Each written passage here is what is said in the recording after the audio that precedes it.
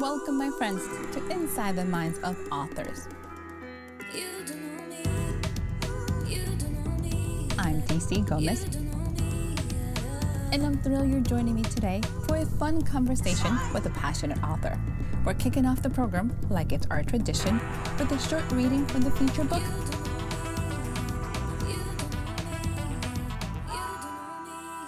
I hope you guys enjoy it. Let's get started.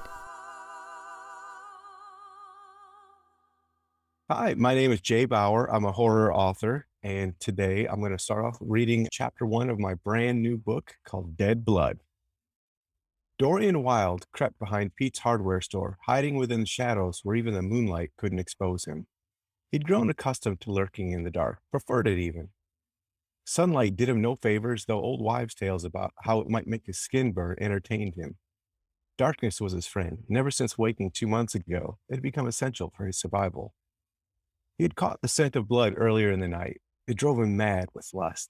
His stomach grumbled, and the anticipation of feeding sent a flood of energy through him. He lost the trail not long after that because it was overpowered by the vile, rotten stench of decaying flesh. Now he prowled through the night, carefully avoiding the undead. Just when he thought he'd lost the blood essence for good, he picked it up again on the chilly autumn breeze. He followed it around the small town until he spotted the man hiding within a senior citizen center.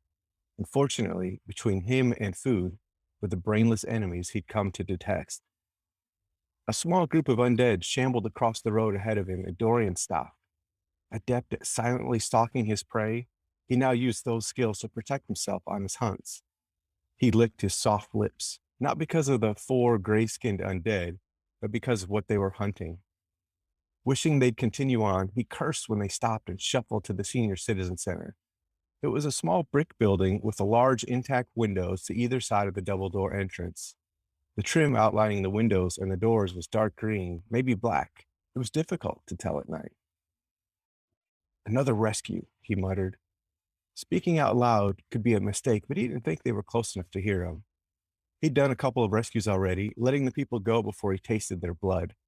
Both of them had had children, and he'd sworn off the little ones. Dorian inched his way towards the outside corner of the hardware store, gripping the rough edge of the century-old brick with a soft, pale hand. A dog barked in the distance. The usual sound gave him pause. Were there more dead nearby? Probably so, but his focus had to remain on the man he'd been tracking. The barking sounded far enough away that he figured it would be 10, maybe 15 minutes before they got to him.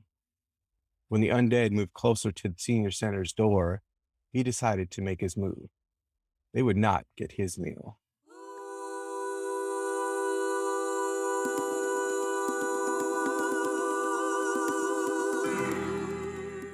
Hi, everyone. Welcome to Inside the Minds of Authors. And I am so excited you guys are joining us today. We have an incredible author, Mr. Jay. Hi, darling. How are you? Hi, good. How you doing today? I am fabulous. I am so happy you are joining us. And this is very captivating. I'm like, what is going on? So we're not going to waste any time. We're going to jump right in. Tell us, what is this book about and where did it come from? Talk to us. Yeah, for sure. So this book came out of a writing workshop I did back in the summer of 2020. Each week we had a different theme, and one of the weeks the theme was tropes. And we had to write a short story based on either a zombie, a vampire, or a werewolf, because they're very overused tropes. And I'd kind of already been brewing on this idea of a demon in a zombie apocalypse. Of course, demon wasn't one of the tropes I could use, so I was like, I'll just try a vampire. I've never written a vampire story before, but it was kind of a similar thing. You know, you needed live humans, just like a demon. My thought was the demon was going to eat their souls. So that it was kind of the same concept, but with the vampires. I wrote a short story and it went over really, really well with the other participants. And so I just kind of kept thinking and thinking about it. And I was like, I want to do a story on this. Then I was like, I want to do a series on this. I've never done a horror series. That's kind of the genesis of where this idea had come from. You talked about series. So how many parts is this series you got going on? Right now, it'll be 3 books. Honestly, I'm feeling like I'm going to probably end up writing more, but the main story arc that I introduced in book 1 will be done by book 3. But it's a zombie apocalypse, and those worlds are so big, and you can do so many things. And these books are on the shorter side. Do feel like it may end up more, but I'm going to start off with three, and it's going to be a rapid release. Book one's going to come out on one day, then 2 weeks later, book two, 2 weeks after that, book three. So readers will be able to get right into all three of them pretty quickly. That's an actually extremely like we're committed to this and we're doing this quickly. So to our listeners, by the time our podcast has been released, this book is out. Probably one or two out. You're just gonna have to wait for three not that long. Right. What made you decide to do a rapid release? And this is not just a rapid release, this is an intense rapid, like 2 weeks apart. What's up with that? I don't know. I'm a glutton for punishment. As I mentioned earlier, they're on the shorter side of books. I've been able to write them fairly quickly because the story for me has been super engaging, and I've been enjoying being in this world and writing the story. So I've been going through them fairly quick.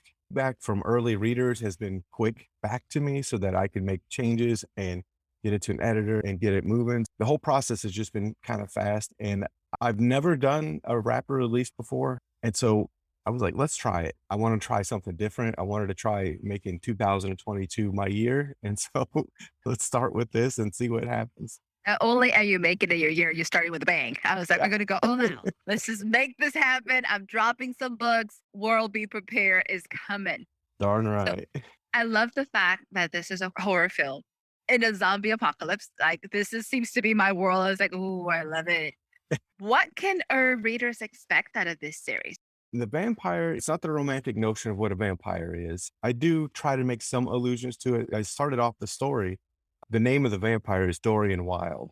For me, that's a combination of Oscar Wilde and Portrait of Dorian Gray. I love that book. And I wanted to try to get that as the impression that you get. I had a picture of Oscar Wilde on my desktop as I was writing it because that's who I pictured Dorian Wilde to be as a vampire. So I'm trying to tap into that a little bit. But as far as, some of the tropes that of vampire, like with sunlight and different things like that, that doesn't really apply. He's more of a vampire in the sense of, if you've ever seen The Strain, or that show The Strain, and it's a little bit more biological in nature, or that's how I presented him. He still has some of those vampire trappings, 'cause I try to weave that in, but I've had a really hard time trying to figure out, is it a vampire book set with zombies or is it a zombie book with a vampire? And I was trying to figure out which way I wanted to go with that. In the end, I settled on a zombie apocalypse with a vampire. So it's definitely geared to the zombie feel, but my protagonist is a vampire. So he needs blood to survive. And it's pretty damn difficult to survive in a world of zombies when you have this undead roaming and there's not very many live people around. I appreciate the twist so much because now you're literally like, we're all competing for food and there's Yeah. not that many. Yes. So you're going, which one of the undead is going to win? Is it the vampire or the zombie? Like you're officially going like, really, really, of Yeah. all the places to become a vampire, this would definitely be painful. Yeah, and I was like, "This will be fun. How do you work this out? How does a vampire survive? What's he do? How does he get blood? He tastes the blood of the undead, and that is disgusting and doesn't work." Clearly, they are competing for the same food source, but they're very different creatures. A zombie versus a vampire. Zombies are these mindless beings that just want to rip you apart, and vampires, basically, they're like humans, so they have conscious thought. Everything is normal about them, except, I can't eat a steak and a corn on the cob, but I need some blood. It's a good way of switching it up and still make it interesting. It's like, what if? So that's really, really fun. So to our listeners, I know they're going, ooh, this is really exciting. We need to expand on this because you write in multiple genres and multiple pen names. So Yes. let's jump into that. So for everybody who's looking for what you write, let's talk about your other pen name. Let's bring that out there too, because this is a fun part of having authors. We can go deep down this rabbit hole. Yes, under the name Jay Bauer, which Jay is actually my pen name. I write horror. I write books with supernatural elements like demons. I've got a serial killer. I've got one that's just really bloody and gory, all kinds of stuff. But then under my name, Jason J. Nugent, I write fantasy and young adult sci-fi and a game lit RPG series. So I kind of stick more with fantasy on that side. And I've made the clear distinction between the two names because if you found something under the name Jason, it's going to be PG-13. I love horror. That's actually kind of been my first love, the first books I ever read. I used to watch a lot of those terrible 80s horror movies. I love all that stuff. But I didn't want like some kid picking up the next Jason book and it'd be this, crazy horror novel. I didn't want moms, dads getting mad at me I didn't want to disappoint these kids thinking they're getting this next action adventure and they're clearly not. I separated the two names for the genres like that. Is it hard keeping up with them? Because I have a hard time keeping up with one, and I'm like, oh God, how do I handle this? How are you doing that? Yeah, it is kind of difficult. I like to share stuff about what I'm doing on social media, on Facebook and Twitter and stuff. I've really been focusing more on my horror, and so I can't post any of that on my other name. I really do try to keep it separate for various reasons. It makes it kind of difficult. I've got two websites, so I'm paying for those. I've got two mailing lists. I've got two of those services, so I'm sending out newsletters to my name and to Jay. It's a lot of work. It's extra work, but it does keep things kind of clean when it comes to the marketing side and the selling side of things. So if you look under books for Jay, you're not going to see fantasy or sci-fi and Amazon getting totally confused on what to to show others. And it's all horror. And there's some people that know me just as Jay. They don't know that my name is Jason. And so that's kind of that's interesting too when I have that going on. I admire you to a whole new degree because I'm the kid that Amazon hates with a passion. Yeah. It's like, girl, pick a genre because I don't know who to send your stuff to. And now I'm like, it's too late down this rabbit hole to change it. So I am a hush posh of a hot mess. Welcome to my world. So I so appreciate the fact that you're able to manage that because it is a lot of work and it is a lot of making sure all your pieces are in the right bucket so people can truly follow you that way. So kudos to you, darling, because that's amazing. Thank you. So under Jason, what do you have planning for that one? Because I know you're focusing on the horror and you have three incredible back-to-back books coming up that I'm like, oh, have you had time to think fantasy? Yes, I have two open series under my name. I have a fantasy series that has shape-shifting dragons and blood magic and dragon slayers, and the series is called Curse of the Draku. And I'm 3 books in, and it's going to have a fourth book, and I'm about a third of the way into writing that book. I need to finish that because I need to get that to my readers. I don't want to ever leave a series unfinished. I haven't yet, and so I need to get that done. But then I've also got the Lit RPG Game Lit series. It's a 3 book series, and I've got the first 2 books done, and I'm about a quarter of the way into the third book as well. The progress on those has slowed considerably since I started shifting a little bit more towards the horror. So it's not been too much attention to those, but I think after these 3 books get released, I'll be able to shift my attention a little bit more towards those and probably finish the fantasy series first. I've been asking my readers which one do they want to see next, which one do they want to see finished, and that's the one that's been getting more love. So I'll probably finish that one first. So tell us, how long have you been, 2 questions, writing and publishing? Because those are two separate things. I have to kind of make sure people follow that along. How long have you been doing this? Yeah, so that's a great question. So I've been publishing since 2016.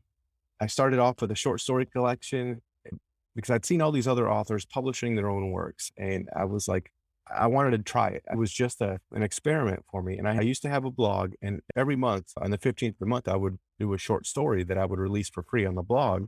So I had all this content. I was like, well, let's just do this. I don't have to rewrite something, let's just repackage it and create a short story collection.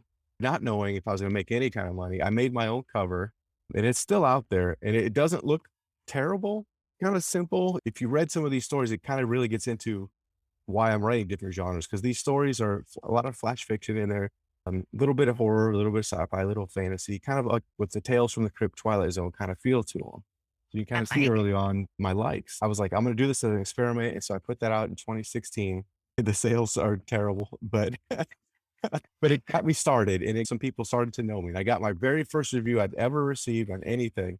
And some guy I didn't know, it wasn't like a family member or a friend. It was a reader. He actually was another author, and he picked it up and he really liked it. And I was floored because I was like, what? Somebody likes my stuff. That's how it started. But I've been writing maybe about 8 to 10 years that I've been putting more effort into it. I've always kind of enjoyed it, but I've never taken the time to really try it. It was NaNoWriMo is what really kind of pushed me to do that, doing the blog and forcing myself to do the short stories, and then NaNoWriMo to get to the longer pieces was what really kicked it off. So I've been writing about 8 to 10 years. That's a pretty good pace, and that's a really a good time frame because a lot of people tend to stop writing or fall by between year 5 and 7. Mhm. Like once you hit year 7, they're like, "Oh, I'm tapping out. This is not working out." How have you found your journey to be so far? Wow. It has had its ups and downs. There have been some times when I have wanted to just throw everything in and like, forget it. I'm done. No more. The one time in particular, I will go into a little sidebar on this. I worked with an editor for the very first time. I'd sent her this book that I was really excited about. It was probably the third novel I'd ever written. And she sent it back and just pretty much destroyed me in her comments before I even got to what she put in my manuscript. Just her initial thoughts about it, she pretty much destroyed me on it. But that crushed me. And about a week later, I was going to a writers' conference in Cape Girardeau, Missouri. And one of the things that they were doing was a live kind of slush pile session. So anybody that wanted to could submit up to 3 pages of a manuscript. You had the title of the manuscript, but no identification at all, so completely blind. You just drop it in a basket, and then later on during the conference, it was a one-day event. Later in the day, everybody was gathered in this great big room. They were only doing like 3 of them, right? And there's probably about 100 authors there. They picked the first one, and they had a panel of people at the front of the room, the small publishers, agents, things like that, right? And they had a panel up there and they would read it out loud. And once they got to a point where they would give up on the manuscript and move on to the next one, they were to raise their hand. They get through the first one, they get to the end, and they all loved it. They gave it a critique live in front of everybody. No one knew whose it was. And then I'm sitting there drinking my Diet Coke, and they call out a name of this story. And I was like, oh my God, that's mine. They grabbed mine. And it was the same one that that editor had just trashed me on. And I was really nervous. Nobody knew it was me. They start reading out loud in front of everybody. They get through the first page, no hands are up. They start reading the second page, the hands start flying up. And I'm like, oh my God, just like trying to act normal, and I'm freaking out inside. And then everyone's hand went up before they got to the end of the page 3. And again, these are more the traditional side, which there's a big difference between traditional and indie, but then they critiqued it and then they just totally destroyed it, just crushed it. My drive home, it's about an hour drive from there to my home. I drove in complete silence, just rethinking my entire life. Like, should I even be doing this? I need to be giving up. This is terrible. I'm no good. Like, this is all awful. It took me a little bit, several weeks before I could even think about writing again. But I did, and this was several years ago. I did start writing again, and I've written a lot since then, and I've grown my readership. I've grown my craft. I've got fans all over the world and people that are excited to see me when I go to conventions. Ups and downs for sure. So that takes so much courage. We're just going to put it out there. My nickname to people is like, I'm the courage coach. Like, I need to motivate you, empower you. But it takes a lot when you have been kicked down, especially when you're starting. It's like fragile and gentle little kids. It's like you take a 5-year-old, it's like, I'm just gonna kick you. It's like, oh, slow down. What's just happened? So for you to say, you know what? That was painful, but I'm gonna keep trying. Kudos, honey. What got you over that initial shock? What made you decide I need to give this a try? I talked it over with my wife when I first got home, and I kind of explained to her, I was like, I got crushed. Like, they totally trashed it. And she was like, well, do you like what you're doing? And I said, I do. I love creating these stories. I love coming up with these new things, these different things. And she's like, well, just keep writing then. Just keep doing it. Even if you don't send it anywhere, if it's just for you, just keep doing it. You don't have to publish anything. You can just write stories because that's what you like to do. And it took me, like I said, a few weeks before I could get back on it. And it took me a long time before I ever looked back at that manuscript. And I've never released it. I still have it. But I think I want to. I thought the story was great.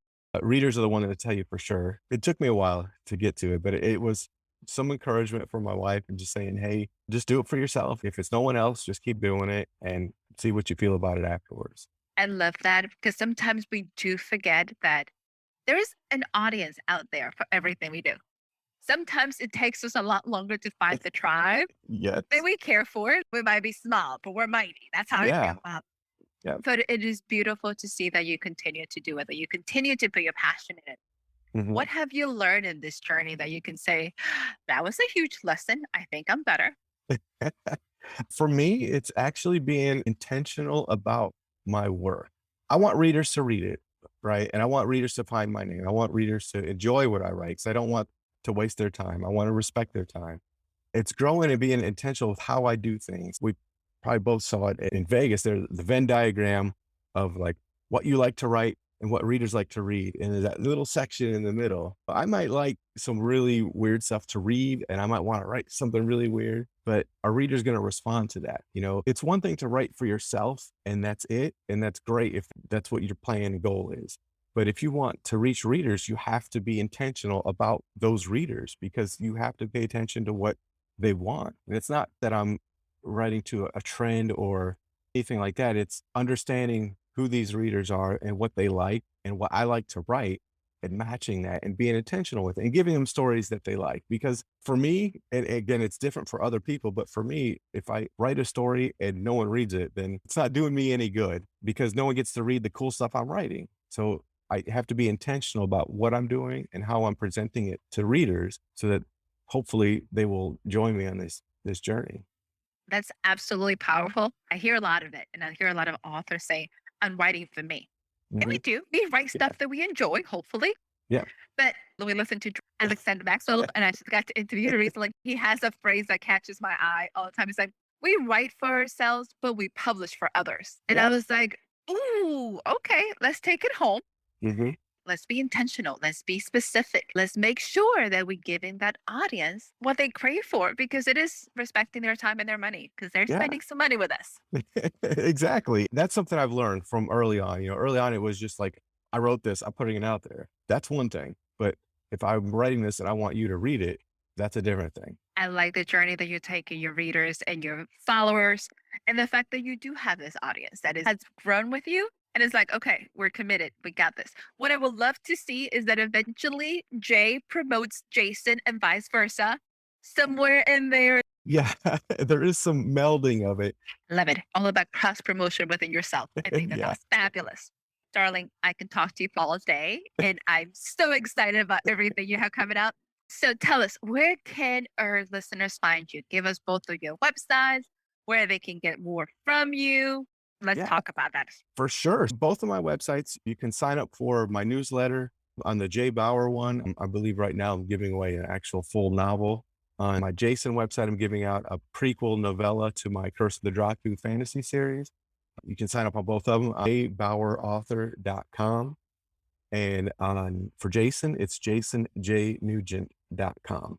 Awesome. You are on social media under both pen names. I'm all about this commitment you have. So our listeners can find you anywhere and go crazy on this journey, which I'm super pumped. Before you go, are you ready for the lightning round? Oh, let's do this. Let's do this. Don't think too hard on this. Let's make this happen. Pepsi or Coke? Coke, Pretty nice. Gummy bear or Sour Patch? Sour Patch. That makes two of us. Pirate or knight? Oh, night. Really? I have a degree in medieval history. Really knight. Let's just let's just put it out there. All right. Camping or hotel? Oh, hotel. Me too. I hate to admit this to people. It's like, yeah, me too. Last one, a little different. Let's see how you do, darling. One food that best describes you.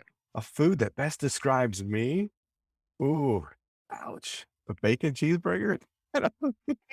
Why? Because I'm like, that's very specific. It What is. just happened? I That's a crazy question. I've never been asked that. The lightning round. That's what You happens when know, you join the lightning round. I'm a big fan of cheeseburgers. I love me some bacon cheeseburgers. And it's a mix of different things. You've got your hamburger and you've got the pork, kind of like the horror and the fantasy, and you got a little of the lettuce and the tomato and the condiments, kind of like, some of the lit RPG and the sci-fi. So you put it all together and you have this amazing sandwich. For a person who's never thought about that, that's an awesome explanation. I am loving it. So, darling, any closing remarks for us? I really, really appreciate you having me on. It's been so much fun, and I'm excited about what's coming up. I'm excited for your things coming up. I can't wait to see some success from you. So then, when we meet up again, we can share our glories and raise a drink, whether it be coffee or whatever, to our success. So yeah, I'm so super excited about it. It's going to be a fabulous year. To our listeners, whether you're watching us on Facebook, YouTube, or any podcasting station, make sure you give us a like, give us a review, follow Mr. J/Jason and this amazing journey. Get these amazing quick release books coming up that's going to keep you thrilling, engaged. And we'll see you again next week for another awesome author. Bye, everyone. Bye.